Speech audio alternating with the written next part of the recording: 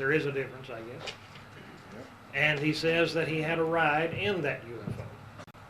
Now, that is a contactee story. Okay, fine. But as contactee stories go, this one is mundane, almost.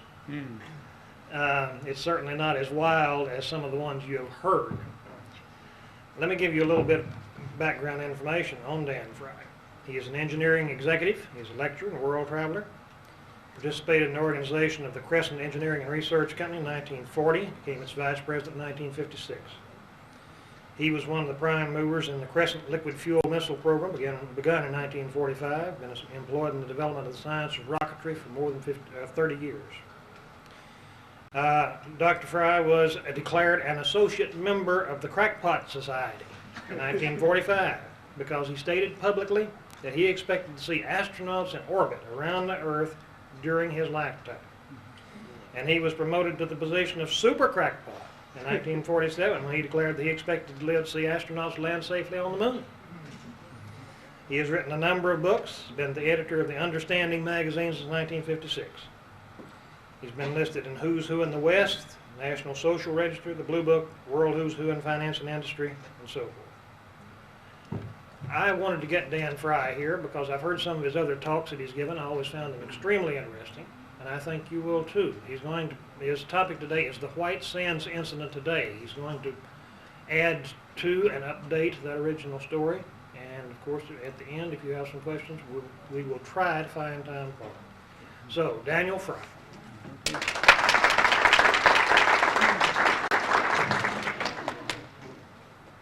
It wasn't mentioned in the introduction that I am also a peacenik. That is, I do things to keep the world put together. And I'm going to start out by reading you a little poem that I wrote once going up to Vancouver, British Columbia, the peace meeting there. It isn't a nice poem. It's kind of a nasty poem. But it does make people think. And it has been printed a few places since then. The World Council had adjourned in total disarray. Bewildered statesmen shook their heads in anger and dismay. What can we do, the leader said. They will not compromise, nor will they yield a single point, though it cost them their lives.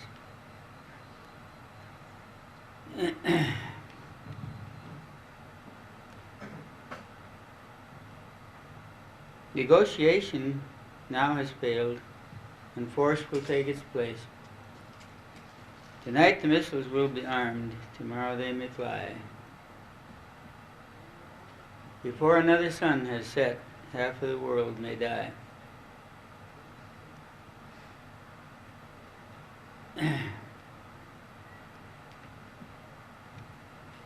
That night I tried in vain to sleep, but in my mind I saw the huge, horrendous mushroom crowds. Destruction stark and raw. The poem was called The Day the Mushrooms Grew.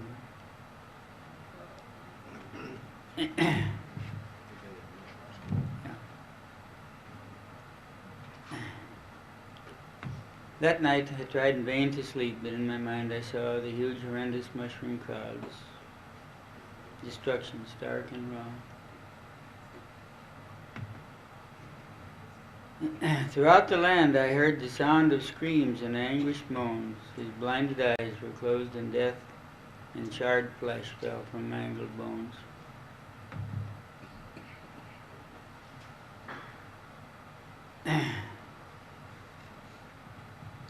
The world's great cities disappeared in one huge, tremendous flash. And in each city millions died as pawns of that devil's game.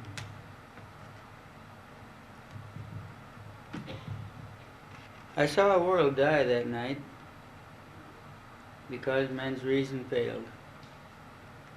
Unthinking passion seized the reins and megadeath prevailed. In agony of mind I cried, "Oh God, is it too late for you to save mankind from such a fate?" I heard a quiet voice reply, "Man's fate is his to choose. He holds his future in his hands. His life is his to live or lose." "But Lord, we need your help," I cried. "Our reason is of no avail."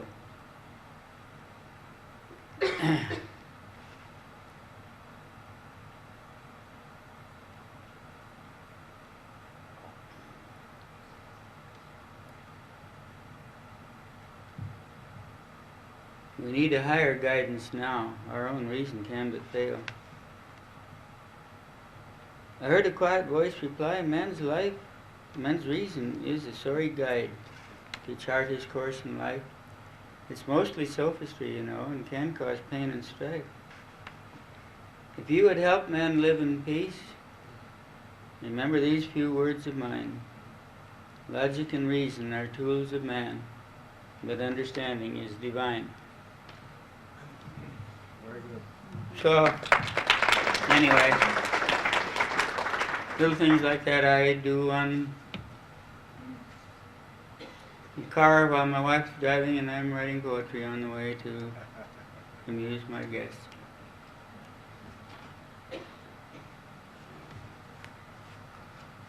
I do have a few notes, and I'm going to try to use the notes as much as possible, save the questions for later. Every person, regardless of their status in life, who has in any way experienced a contact with an extraterrestrial being or intelligence, and who mentions that fact in public, invariably meets with the same type of public reaction. It will be a small burst of publicity at the start, in the media, and it always accompanies such a report. Local newspapers, radio and television stations announce the report with comment and speculation. Throughout all of the comment, however, it is obvious to the listeners that there is no real acceptance of any possible factuality in the report. The interest and speculation all center around the reason that would cause a person to make such a ridiculous and impossible assertions. Is he drunk? No. On dope? No. Mentally afflicted so that they really believe the nonsense that they so sincerely report? Hardly anyone stops to consider the fact that the report might just possibly be the simple truth. There will be a certain number of people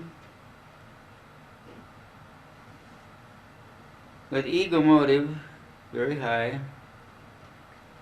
who feel it necessary for them to attack such nonsense and to disprove it and to discredit the person entirely. Any person who has the temerity to maintain that this is fact.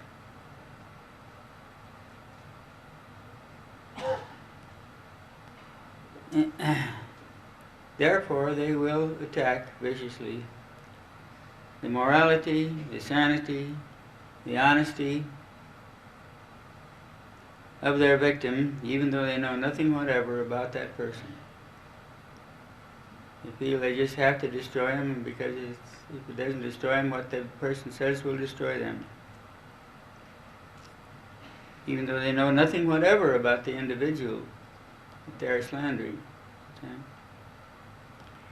The public soon becomes wary of these claims and counterclaims, and usually decides that the easiest way to deal with these claims is simply to forget the whole thing, which it promptly sets out to do.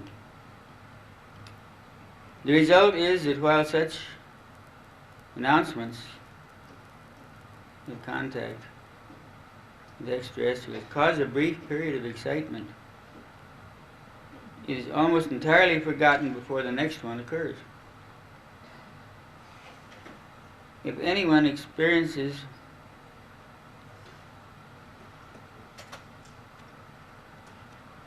examines carefully and sincerely the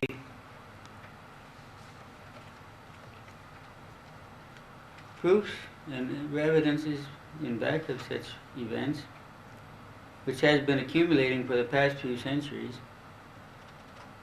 However, its factuality can no more be attacked than the moon, the sun, or the world itself. Of course, if anyone in their splendid isolation is determined that nothing shall enter their eyes, their ears, their minds, and they close them so tightly that nothing can enter, that is their privilege and their loss. But sometimes they remind me of the backwoods farmer and his wife who were visiting a large city for the first time in their lives. As they walked through the streets, they saw many things that were hard to understand and even harder to believe. But the end came when they reached what was seen to be a lot where a circus was being erected. In a small pen in the corner of the lot, a giraffe was standing, with his long neck held upward as he grazed on the leaves of the small tree on top of the tree. He looked long and hard at this giraffe for several minutes. He stared in awe at what he was seeing. Finally, with his jaw set and his shoulders squared, he turned to his wife. "Who do they think they're fooling, Martha?" he said. "We know that there ain't no such animal." That's just some of the way some of the people affect me when they say there is no such thing as a UFO when the UFOs are all around them. And all they would have to do is open their eyes and look. We know there ain't no such animal.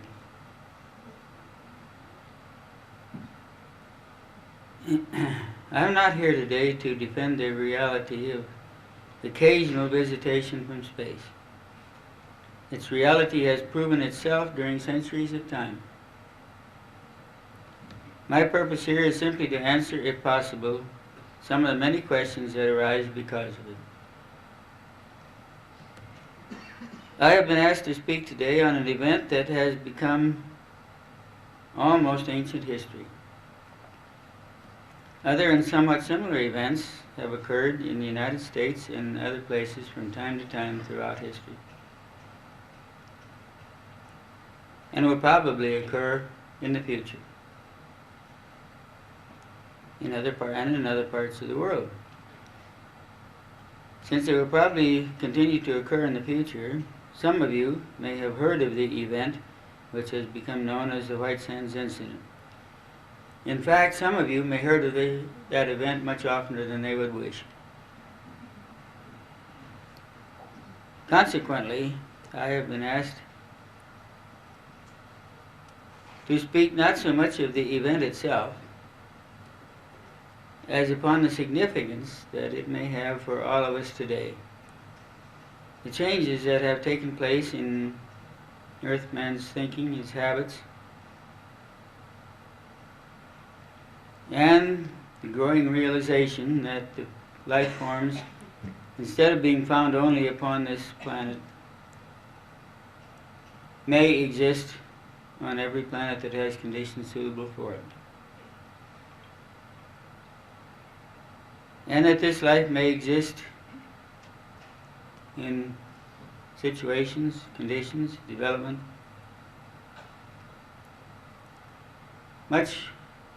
not only much greater than those on Earth, but much greater beyond his concept, any concept that his mind is able to create.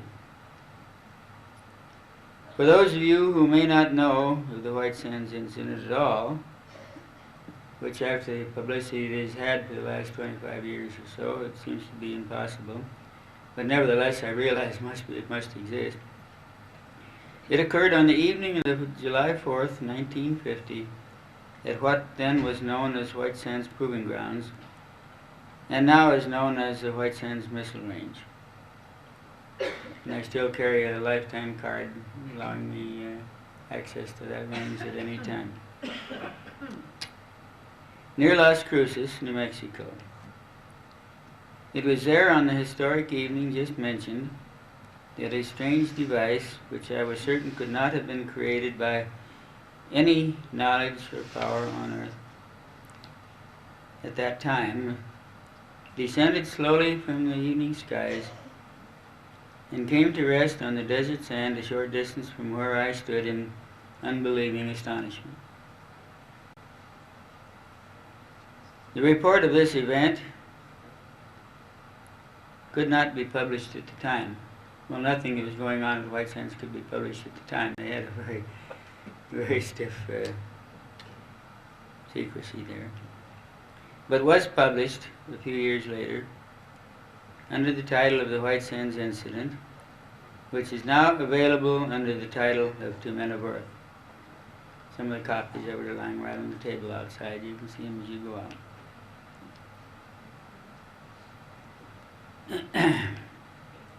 This tells in great detail how I learned that the craft was unoccupied but was directed by electronic signals from a much larger craft that was being used at that time.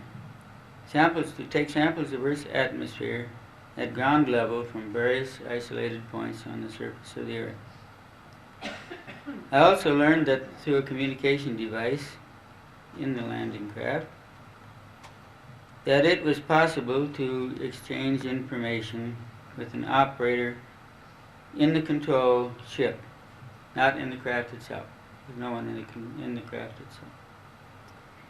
Because it was very difficult for me to accept the fact that the Earth could be visited by a race of beings from somewhere else, I was invited to board the device, remotely controlled sampling device, for a test flight to and over the city of New York, whose light pattern I could readily recognize because I'd come into New York many times from airplanes, except that this was a little bit higher. I entered New York a little bit higher than I had ever entered it before, so that I might be convinced that this craft was indeed capable of performance that could not be duplicated by any technology on Earth. It was successful, and therefore I was convinced that it could not be duplicated by any technology on Earth, and therefore must have been made somewhere else.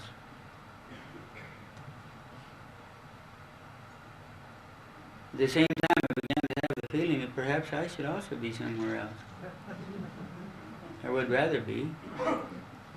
But I knew that to flee is to invite pursuit, and I didn't want to invite pursuit. The rabbit hardly ever starts out to run until... The hunter hardly ever sees a rabbit until the rabbit has started to run. The rabbit, when he's staying still, is very hard to see. But anyway, I decided to just remain motionless and watch, see what happened.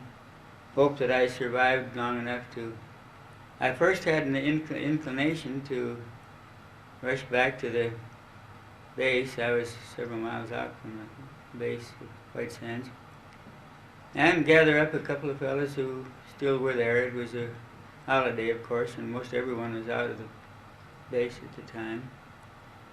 And I'd already taken several steps, and then I got a sudden mental picture of the position I would be in if I did get a few people to follow me out there and found that the craft had taken off and there was nothing but a slightly crushed patch of brush. I knew that I would no longer be working in that industry. I knew that just as well as I could think of anything. Poor old Fry, we knew he was working too hard, and in his mind he slipped a cog, and we had to put him out to graze for a while. So I dismissed the thought of going in and getting someone else because it would take at least half an hour to do it, and I had no idea how... I had seen how easy it was for this craft to come in and land. I assumed that it could take off as readily as it came in. So why should it be there when I came back with somebody else? But what would I say to that person I came back with when he expected to see a spaceship and saw nothing but some crushed bush? It was done mentally, but I didn't realize it at the time. I mean, my mind was affected electronically at the time, so that I wouldn't go back, so that I would stay there, because it landing there was on purpose to contact someone of Earth. I shan't read all of the notes that are here. I could just read notes and say, I hope you like the lecture. I won't do it. If there are any people here who really want to talk about this craft, I'll be glad to do it. It's just that I've done so many times, it seems like the world must be fully aware of everything I have to say by now. But anyway, does anyone would like to hear the description of the craft and so forth? Yeah. All right, fine. Fine, I'll do it. The way that I came to be walking out in the desert was because it was the 4th of July. I had been going to go into Las Cruces with the company car, but the company car got too crowded. I thought, well, I don't want to ride in there. Besides, I have a few things I need to do. I'll take the night bus into Las Cruces for a brief celebration. And about 6:30, 6:45, I went down to the test bay, dispatch area, and asked the man in charge of dispatches there when the last motor pool bus went into camp. And he said 7:30. And I said, good. It's now about 6:30. I'll have time to get a little snack at the officer's mess and get back here in time to get on the bus. When I did have a little snack and come back, it was a little after 7. I looked around and saw no bus on the line. I asked the bus dispatcher what happened, and he said, well, it took off as it always does at 7 o'clock. And that was not very good news to me, because I had no other way to get to Las Cruces outside of walking the 24 miles, which isn't a nice task, and I had no inclination to walk it. But I was a little perturbed at the man, and I asked him rather hotly how it was that he had told me it was going to leave at 7:30. And he remembered saying it, but he couldn't remember why. But I thought, well, he must have had something that he was going to do at 7:30, and he just automatically said 7:30. Anyway, I had to face the fact that the bus was gone and there was no way to get into Las Cruces. The only other thing to do was return to my room and study a book on heat transfer by a gentleman named James Cork. Some of you may have heard of him. He specialized in heat transfer. And I mention it because this is one of the things that I mentioned in my first book. And over 100 people wrote into the base to ask him if they had a library, and if the library contained a book called Heat Transfer by James Cork, and if I had it checked out on that date. The greatest effort I ever saw was made to discount that book in one way or another. Every single thing I said in the book was checked up on. If anything had been false, it would have come out. I said the moon was not yet up. I gave the time and said the moon had not yet risen, but was close to the horizon. 100 people rushed to their almanacs to see when the moon rose on that day, hoping that they would find it rose sometime in the morning and that it was false. Everything in that book was tested and checked, and tested and checked and tested. Because it was something that had actually happened. I just wrote it as it happened, that's all, and that's why they couldn't destroy it. The books that are made by imagination are easy to show to be false, but the books that are made from fact are a little bit tougher. And no one has ever found a word in that book that was not correct. Anyhow, I'm getting a little aside from the point. But you will, if you write a book on UFOs, your book will be tested that way. Everything you say in there, you better be careful and be sure it's the truth, because it'll be checked. And if it isn't true, you'll hear about it. So anyway, I went back to my room, started to study this heat transfer by James Cork. And I'd been studying perhaps 15 minutes when the air conditioning system quit. We had a little liquid air conditioning system that was hopefully designed to moderate slightly the inferno that the safe deposit buildings become in July. If you haven't been there in July, you can't imagine what it's like. But also, they are so overloaded that they frequently stop functioning. Now, I could have repaired this, and this stopped about sundown in summertime. I could have fixed it. I could have set it back in operation. But the law there says that no one but servicemen are allowed to touch the company equipment. And so I suffered a little longer, and finally I gave up and slammed Mr. Cook's book shut. And thought, well, if I take a walk out in the cooler air, why, it'll probably be cooler now. The sun's down, and it'll get cooler faster than it will in these little one-story frame buildings that stay hot all night. So I strode out, and I thought I'd walk down to the test bay first, see if I can do anything there. Maybe get ready for a test or something. Anyhow, I can do something, and it will be cooler there than it is in this doggone building. I walked out, started down toward the test bay, which was about 2 miles. And I thought, well, it won't take long to walk the 2 miles. And I started down, and on the way, we passed a road that I realized I had never been over.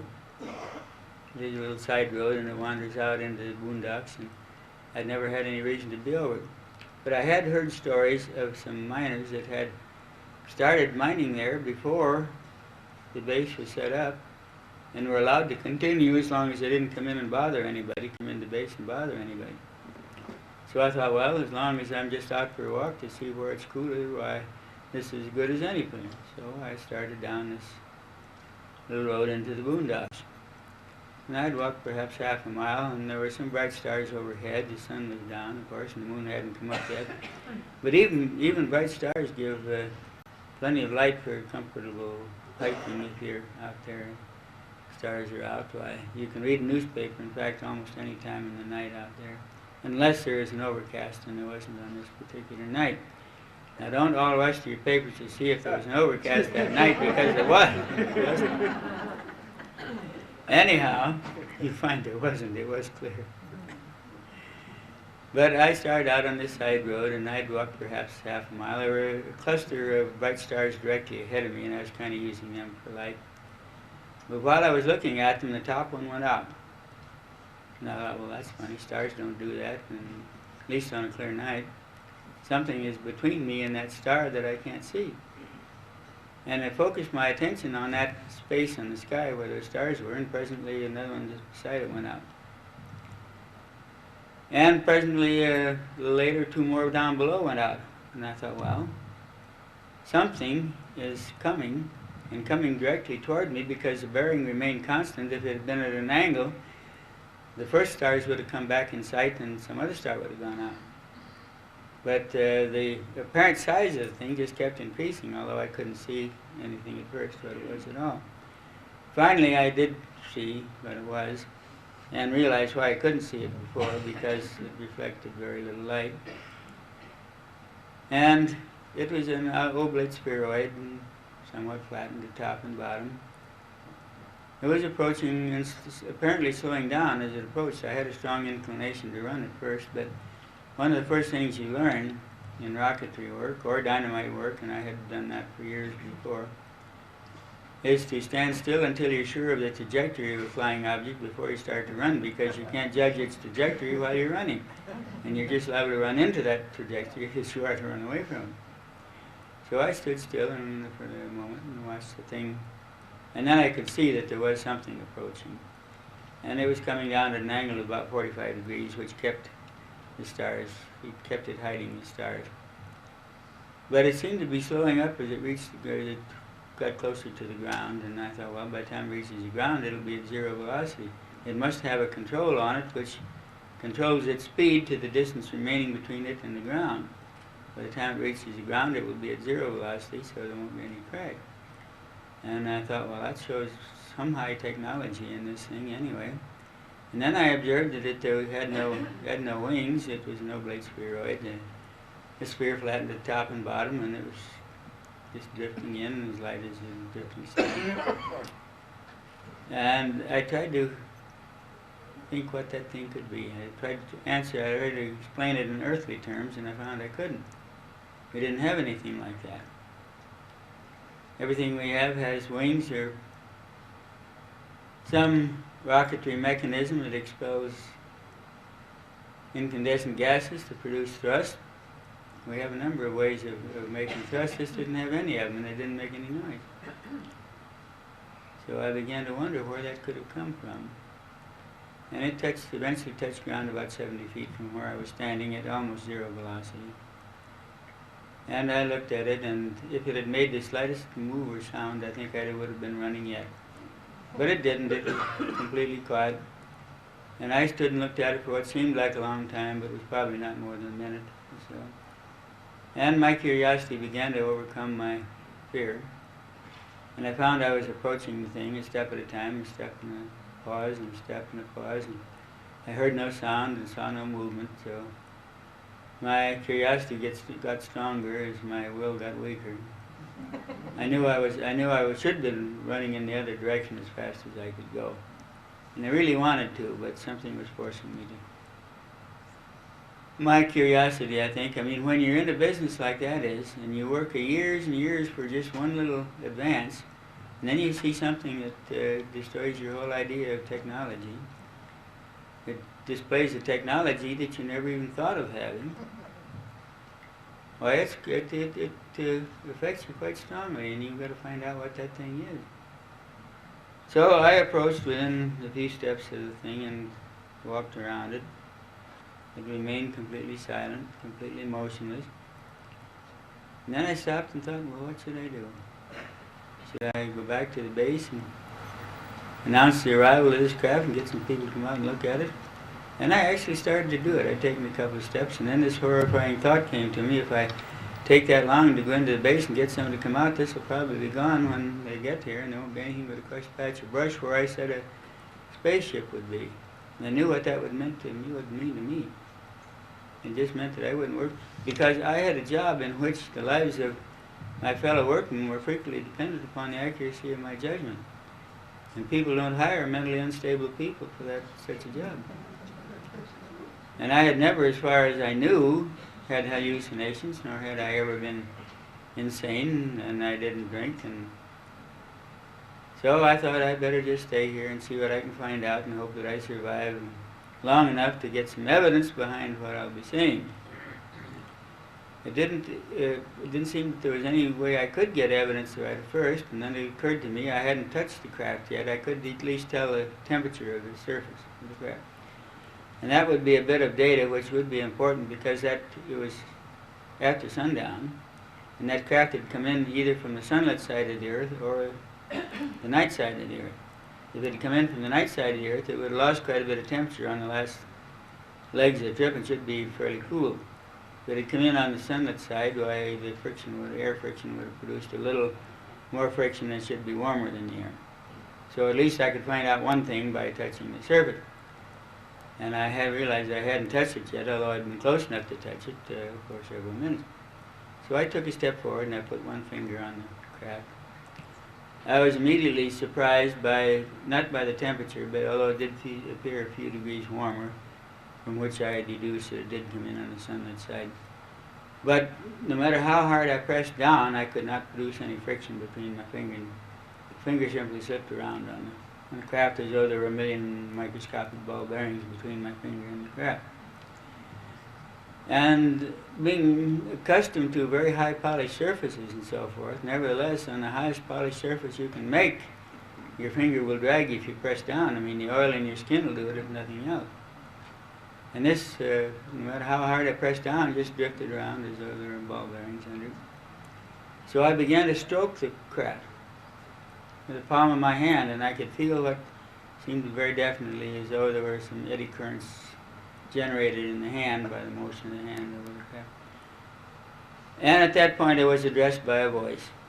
And I know now people are saying, oh, now we know he's crazy because he's hearing voices. Well, I had been hearing voices for several years in that position because I set up the recording devices in the test bay while my friend was setting up the rockets in the firing bay. And we had a communication system up on the wall. It was just a communication system. It wasn't a telephone or anything. And I just spoke and he spoke to me. We spoke back and forth just as though we were in the same room. And we were well occasioned to that. We were speaking all the time to people we couldn't see. But I had miscalculated the amount of tension that was built up in my system by all this questioning. When that voice crackled out of the air, and I put down in the book what it said. It was the greatest temptation not to. Because it was the one thing that was criticized more than anything else in the book. Because it sounded so Hollywoodish that a person couldn't believe that an outer space person would say it. The words were, better not touch the hull, pal, it's still hot. Yeah. And believe me, if I could have thought of any way of getting out of this without ruining the truth, I would have done it. I was glad I would. It was with the greatest of reluctance that I wrote that in the book, but it was said and it had to be. It was said. When that startling voice came out from beside me or wherever it sounded like it was coming from, I leaped backwards several feet. I got my feet tangled in a brush and I sprawled out at full length on the sand.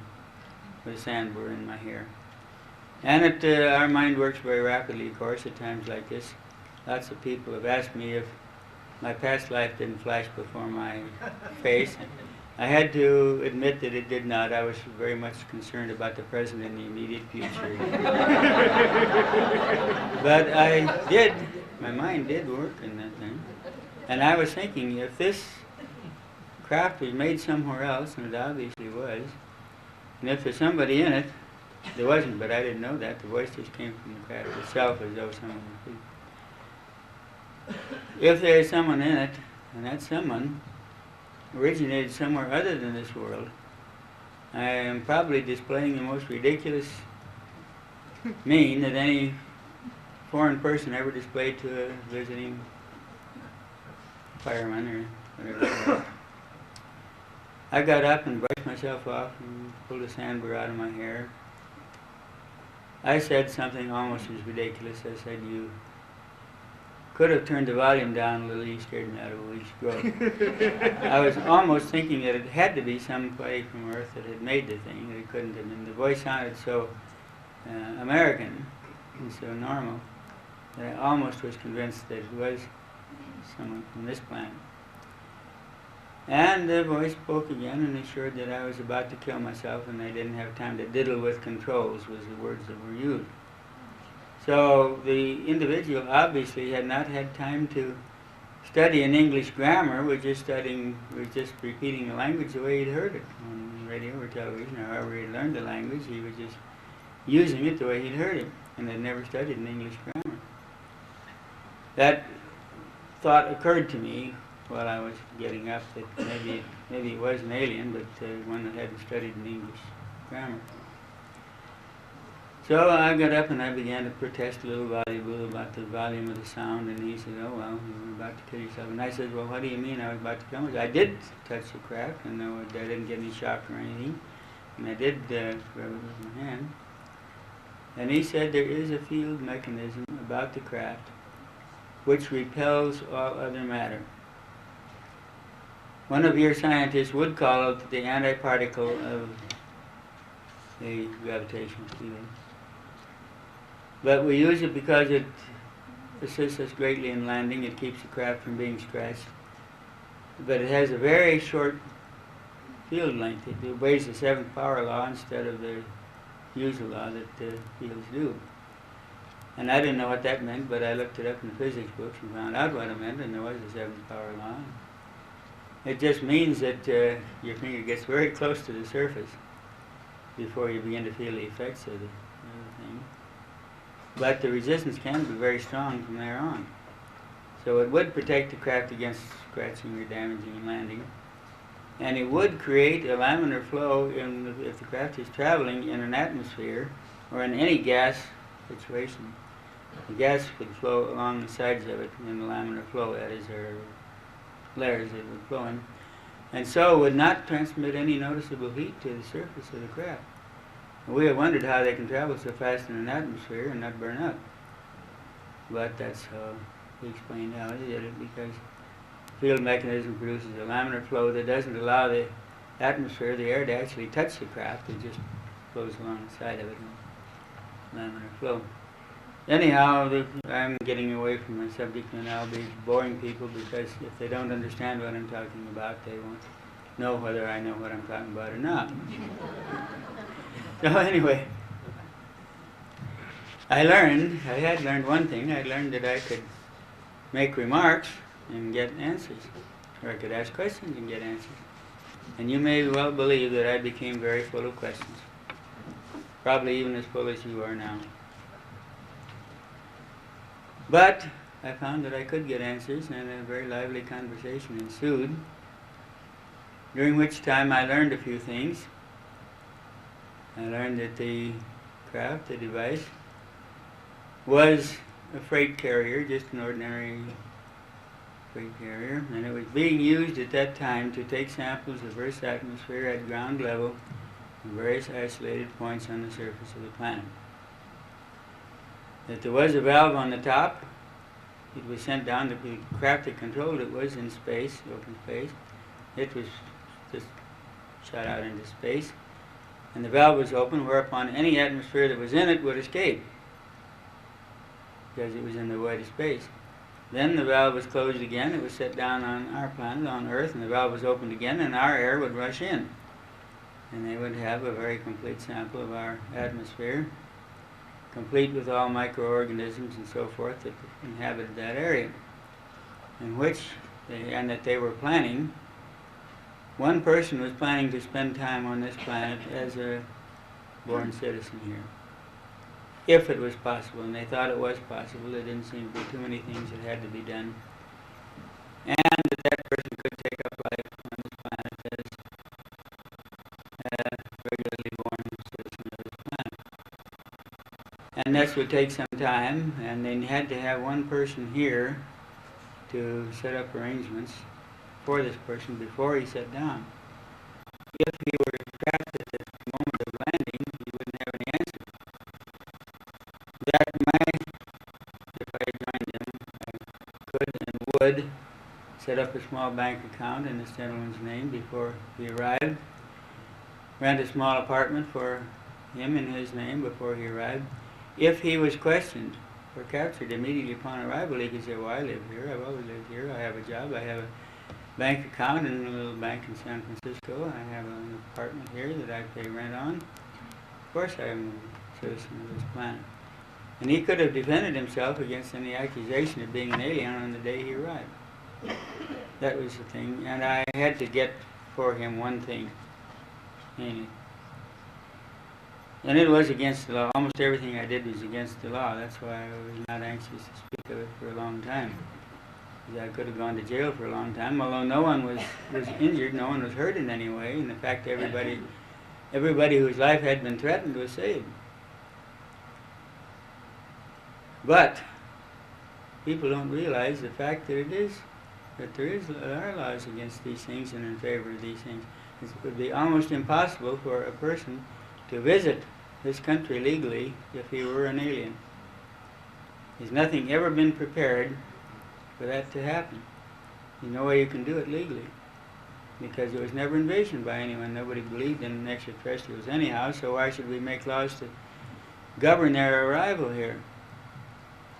If a spacecraft flew into our atmosphere to seek admission to the United States, they would be in violation of the law the minute they entered our airspace, because we have laws that say you can't fly a craft until it's licensed. And a spacecraft would not have a license. And if one such craft landed on any territory of the United States, and if an alien got out and stepped on the ground, he would be in violation of so many laws that it would take a half an hour to read the charges against him. And the people that had read the charges would say, well, we didn't make these laws, we just have to enforce them. It's just our job to enforce them, and they would. There is no way that an alien to this planet could legally visit this country unless a special law were made to allow them to. And nobody's ever done that yet. There is no law that allows an alien to land here, and they can't do it legally. So many people I've heard say, well, why don't they just land on the White House lawn and so forth and so forth. Not realizing it's against the law to go in the air with anywhere within 10 miles of that 10-mile square of the White House. And that the ones that did do it, probably unknowing of this law here a few years back, did penetrate the airspace around the Capitol, were pursued very violently and viciously and quickly, and they had to disappear. They came back after, as soon as the pursuit craft had landed, they came back and wondering what all the fuss was about, to see what was down there. But it illustrated what would happen if they had tried to land. They would have been arrested immediately, just out of natural course, because they were violating the law, and it had to have been. And anyway, there are so many, as I say, there are so many laws they would be violating. It would take a half an hour or more just to read the charges against them when they were arrested. And it's unlikely that they would ever be released, because the government would say, oh boy, we took all the things all the knowledge we can get from these people. We don't want to release him, well, we'll learn from him. We'll just keep him and learn from him. And we'll probably never release him. But anyhow, whether they would or not is something that they don't want to take any chance on finding out. Apparently, they wouldn't be released. Apparently, they would be kept anyhow, and they know it. And they would have to demonstrate superior powers and so forth. And if they did, they would be violating other laws. And they could really get in Dutch. And really, most of the ones that want to visit this planet are law-abiding people. And if you're a law-abiding person, you can't visit this country, because the laws have never been prepared. There have never been any laws prepared for anyone to do it. And however desirable it would be, they couldn't do it without breaking the law. Anyway, I'm getting away from my story. They realized that they were going to have help from somebody here. Somebody's going to have to get, if a person was going to take up life on this planet as an ordinary earthborn citizen, he would have to have a birth certificate. That's the first thing he'd have to have, if he's going to travel. Because he'd have to get, first place, a birth certificate, and also another little paper that you have to have if you're going to travel. How many of you have traveled in foreign countries where you have to have a birth certificate? You can't even get out of a port without a birth certificate. And if they felt that if they went in and to some county recorder and says, well, look, bud, we're from space and we'd like to get a birth certificate, they didn't think that would be successful. And I didn't think so either. They had to have someone that was born here do it, and who could understand logic or persuasion, or because it was against the law for him to do it too, he could be jailed for doing it. Because, as I say, there's just no provision for that sort of thing ever been made in law. And so, accordingly, all these things would be against the law that had to be done before he could visit. And somebody had to do it, and it had to be somebody that was here. It had to be someone that wasn't too high, because the people that are high up are observed very closely. The people who are just ordinary workmen can get away with almost anything without observation. And I happen to know a county recorder quite closely. I don't know how much that had to do with it, but that was mentioned in the recording, that I probably could persuade the gentleman to furnish him a birth certificate. They said they were perfectly aware of the fact that they could get a birth certificate. In their investigations, their mental investigations, they had found several recorders, county recorders, that were in the employ of the Soviet Union, who were making birth certificates by the dozens for Soviets to work over here, that there were some in almost every ammunition plant or so forth that we've got. There were some Soviet workers who had phony birth certificates. But they felt that a person who gained his living deliberately violating law for the sole purpose of getting money was not a safe person to deal with. Could get him in trouble at any time, and they didn't want to have anything to do with him. So we got an honest one eventually. The gentleman has been in this country most of the time ever since. He's now a long time. Well, he hasn't been in this country. He's been in Europe or in Asia, Eurasia, or in the Near East, because that's where World War III was known to be more likely to start than anywhere else. And has, in fact, been their presence that has kept it from really going off the deep end. It has come very close several times to becoming total chaos. And well, we have feared that it would be. I mean, our people over there feared that it would become total chaos. And so they had to try it. He kept it down, and it never really exploded. It got pretty violent at times. But that's been his particular purpose, to keep that area from exploding, which he's done quite a good job about. And he has, as far as I know, he now could pick up a telephone from anywhere and phone me, and has done a couple of times, or could use any other communication, because as far as I know, there are only 4 people who know on Earth that know that he is alien to the planet.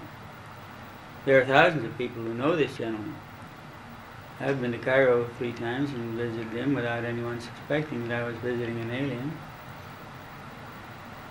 But he has a device which is easy to talk about, but not very easy to explain. I could only call it electrically energized telepathy, which he can keep in touch with the minds of those people who have their finger on the big red button. And can, if he needs to, inject a few little bits of common sense and reason and pictures in the mind.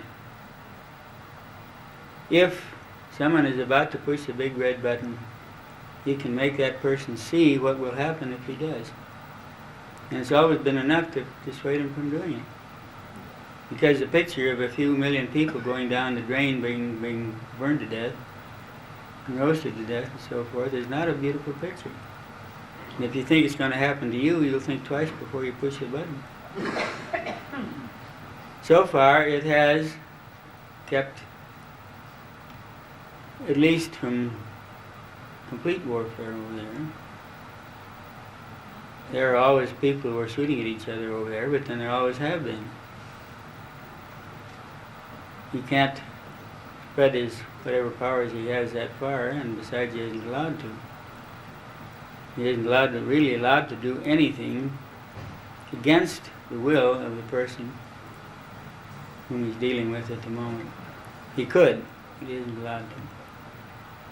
He could make that person think that what he was doing was his own idea and would benefit him. But at the same time, he would have a picture in his mind of what would happen if he did. So far, the system has worked. Alan doesn't know how long he will have to stay in that thankless position. And if he doesn't have to, he might write a book or something telling the world who he was, and I don't think anyone would believe him, so it wouldn't make any difference. He'd still be a single person to everybody else.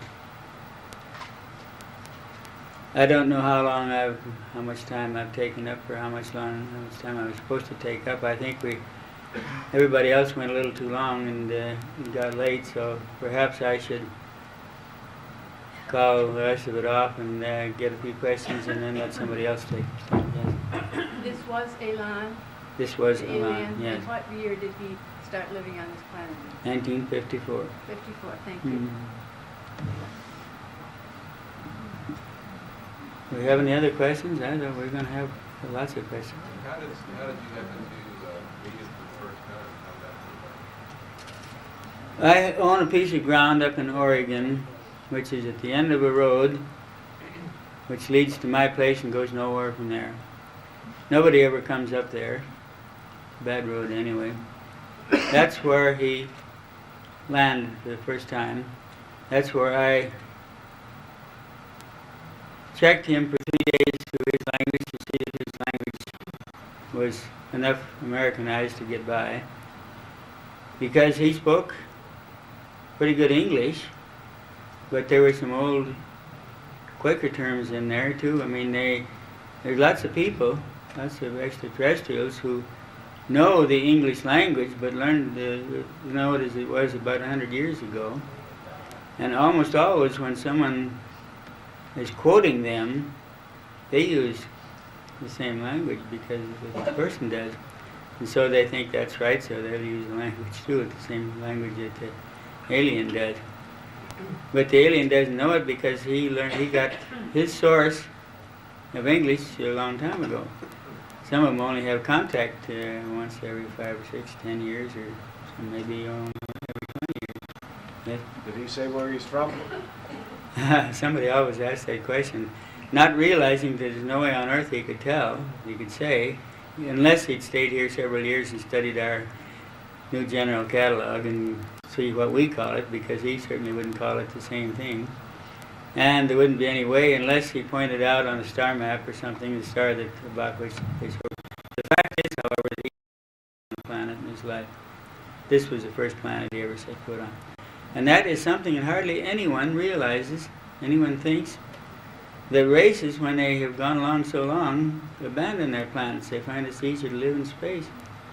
We will do it probably in about 40 years. We'll practically abandon the planet. 50 years maybe, it will be completely abandoned. Because it's much easier to live in space, much safer to live in space. We never had anyone die in space except for the explosion of our vehicle, and that was silly. I mean, when I heard that thing had taken off, I groaned in spirit because I knew it was going to go. The fuel that they use on those solid, and it wasn't the hydrogen explosion that did any damage, because that hydrogen wasn't under enough pressure and wouldn't explode fast enough, because you have to mix it with oxygen first before it will explode, and at the elevation that it had reached, there wasn't much oxygen. While it would have made some moisture and some fog around it, it wouldn't have made an explosion. But the 10 feet, the vortex 10 feet of the solid rocket exploded, and it certainly would. I mean, it would 9 times out of 10. After it's been below freezing pressure for hours and hours, that grain develops thousands of minute cracks in it. The grain always did. It did. I know it. I learned that 20 years ago. That grain has small cracks, and when if you fire that grain, the fire goes immediately into the cracks and expands the cracks, and enlarges the grain thereby, because it develops internal pressure in the grain and enlarges the grain, and finally extrudes the grain through the venturi. And when it does that, it seals the venturi, and the whole thing blows up. And it lost the last 10 feet. If anyone who took a picture of that, Newsweek magazine published a picture and says what happened. You can take one look at it and know what happened. The last 10 feet of one of the solid grains is gone. And not only that, but you can see where these burning solid grains, pieces of burning solid grains, are flying out in all directions from the same place where the grain exploded. It can't be anything else. There's nothing else that burns fast enough to make a solid plume of smoke right behind the burning object. Nothing else makes that much smoke except the cold rocket fuel exploding. That is that particular rocket fuel. And I worked with it 20 years before the company that's handling it now ever was set up. And we had explosions every time we had a grain that got below freezing for any length of time. It would explode. And there wasn't anyone there that had worked there that long to know that was, and I don't know whether they know it yet. If they don't know it yet, they'll freeze some other grains and kill some other people. But their explanation was that it was the explosion of the hydrogen tank. And they showed the escape of flame from the solid rocket, which they said exploded the hydrogen tank. Well, it might have burned through from the outside, burning into, I doubt it, if it could, or if it did. But if it did, it might have burned through. The hydrogen might have escaped in a plume and burned as it mixed with the oxygen of the air that was available there. They were up, what was it, 200,000 feet or close to. They were almost in a vacuum already when the explosion took place. And it was the explosion of the solid rocket motor that burst the hydrogen tank, and the other, it wasn't the flame of gas escaping from the hydrogen tank. I don't know whether the so-called experts in the company know that or not. They should. If they don't, they shouldn't be working where they are. They should be working somewhere else.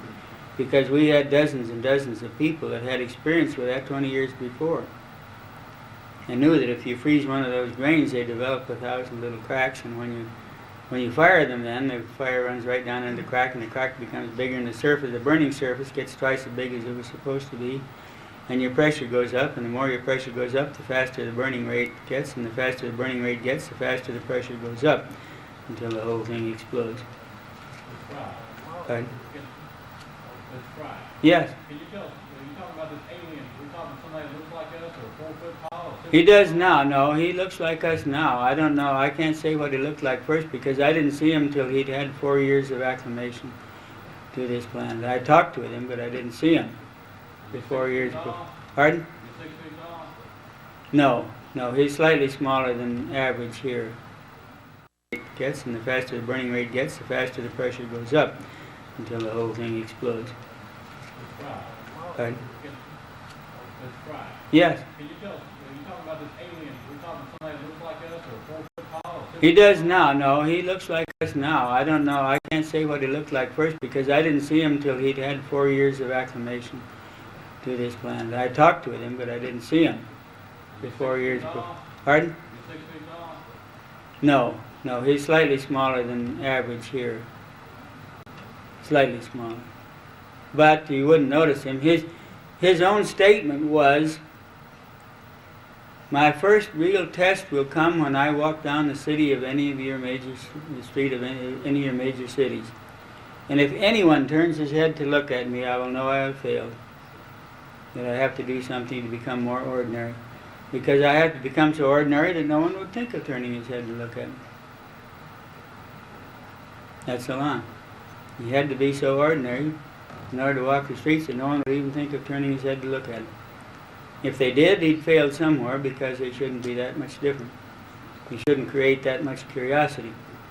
He couldn't be rich, he couldn't be poor. Because to be rich invites envy, to be poor invites... Yeah. Pardon? No, I don't know how old he is because one thing, his age wouldn't have any reference to Earth anyhow because he wasn't born here, and he wasn't born on any planet. In fact, he was born in a spaceship, as about 60% of our technical population has been in this galaxy, this entire galaxy. When they were born on any planet, because it's easier to build spaceships and live in them and safer.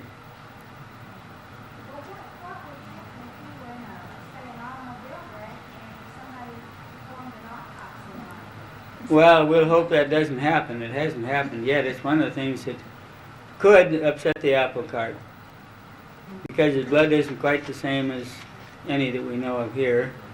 You'd have to analyze it to find it out. But he can't take a blood transfusion normally. But he doesn't have to. I mean, so far he's lived a life such that he hasn't needed to have any of our surgery. Are there any others that you know about? Not that I know about. I don't doubt that there are. I wouldn't make a guess as to how many, though. But I think, because I know of that there is one, I think there are probably some others. Yes? Does he experience emotion like humans do? Well, not as extreme as I've never seen him throw a tantrum or exhibit extreme emotion. He is quite relaxed and quite dignified, and I've never really seen him get angry, real angry about anything. I know a lady in Sweden when I was lecturing in Sweden, and that was the biggest lecture I ever gave. I mean, we had a hall that held about 1,500, and we turned away 500 from that hall in Sweden. But there was a lady in the front row who was active in the largest newspaper in Sweden. And when the question period came, she says, "Would you say that they could have a sense of humor?" And without thinking, without hesitating, without thinking, I says, "Madam, if they're going to deal with us, they have to have." Anyway, she thought it was very funny, and everybody else thought it was very funny, and there were people rolling in the street. But it was in headlines in the next day's paper in Sweden. How did you make the transition from that standing there and confronting this object to going along this plan? Well, it took almost a year to make up my mind. I was given a year to decide whether I wanted to become a part of that or not. If I decided no, the only thing was I would have been given a dose of forgetfulness as it was, and I'd forgotten the whole thing. That's the only. There was no penalty for refusal, and I had a year to decide whether I wanted to take part. Because, as I said, there was no pay, no benefit. I'd never get rich from it. And I might lose most of my friends because I couldn't explain to them the peculiarities of things I was doing. But they had come a long ways, and they weren't getting any pay either. So what do they think about you talking about this? Pardon? What do they think about you talking about this? Well, he's been here long enough now so that I don't think anyone's going to arrest him. If anyone accused him of being an alien now, the police would probably say, "Oh, go sleep it off." What kind of work is he doing? I mean, generally. Generally, he is keeping track of the processes of the mind of the people who have control of the big red button. I said a little while back, when everyone gets ready to press that button, he injects into their mind a few words of counsel and guidance and so forth. And if that doesn't work, then he'll show them what will happen if it does with that. But they don't know that. They don't know they're being acted upon. Thank you. Yeah. Okay, I'm sorry to cut it off. Yeah. But we do have the time.